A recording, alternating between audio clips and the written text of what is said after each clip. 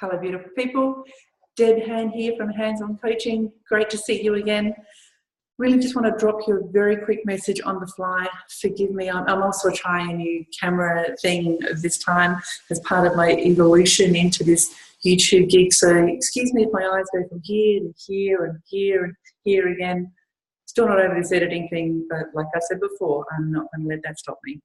So bear with me, and I just want to drop you a quick message around what I'm calling a metaphor of the cookie cutter. And you might wonder what on earth that has to do with coaching. So stay with me for just a moment.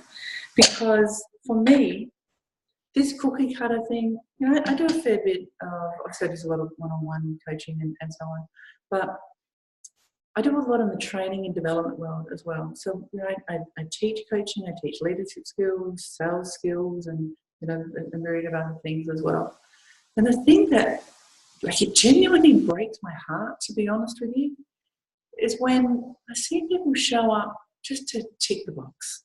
Yeah, I'm just going to tick the box so that I can add it to my CV, or, you know, the boss wants me to do this, it's a compliant thing, or, you know, I just want to get a piece of paper to pop on the wall behind me and so on. That's fine if you know that to be your motivation.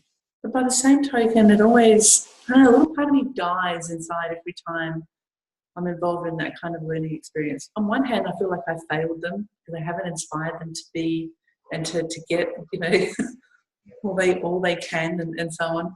And another part of me says, Dad, it's not your journey, girl. It's their journey, you know, teacher appears, the student is ready. And that's true. You don't know that in 5 years' time they don't go, oh, man, that's what that chick was on about. Right, got it. It's all doable. Anyway, coming back to the cookie cutter deal. I'm always reminded, there's a message I often teach in relation to the IQ, EQ, SQ piece. And this cookie cutter piece is really well affirmed to me by a little moment I had some time ago where delivering a talk in a school, and a young 7-year-old boy jumped up and was just the most delightful contributor to a moment, and it stayed with me forever. So basically I put on the board a sum, simple sum that says 1 + 1, and it's like 1 + 1 equals, and then under it I list IQ, EQ, SQ. And this gorgeous little boy jumped up and, you know, he gave us the answers. And 1 + 1 from an IQ perspective was obviously 2. And from an EQ perspective, that emotional quotient, that emotional intelligence was 3 plus something. In fact, in his word, could be anything. I'll expand in a moment. And the SQ piece, the social quotient or the spiritual quotient, was 1. And when I asked him to explain that a little more, he said, in relation to the 1 + 1, yeah, is 2. Well, that's like, duh, of course it is. Like, he's right. And hello, cookie cutter, right? That's 1 + 1 equals 2, right there.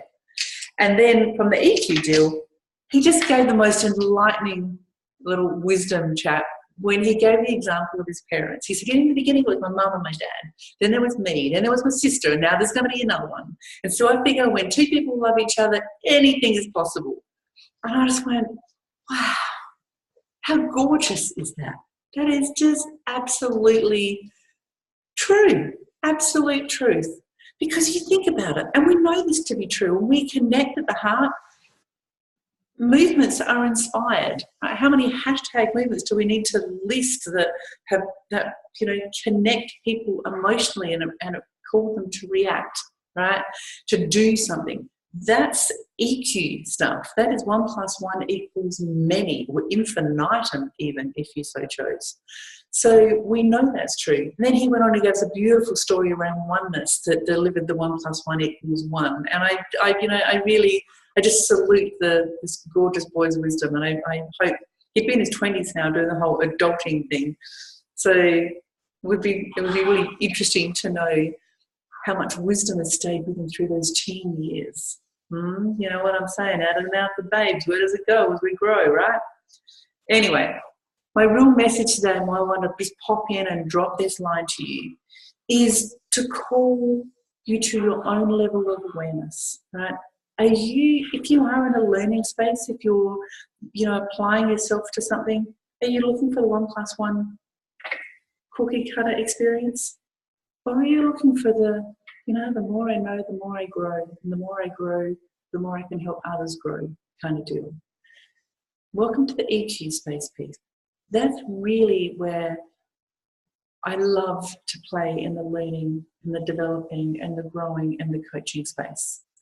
So that's my challenge to you. Bring some awareness, bring some consciousness to it. Yes, we all need to learn specific skills. I'm a big fan of learning.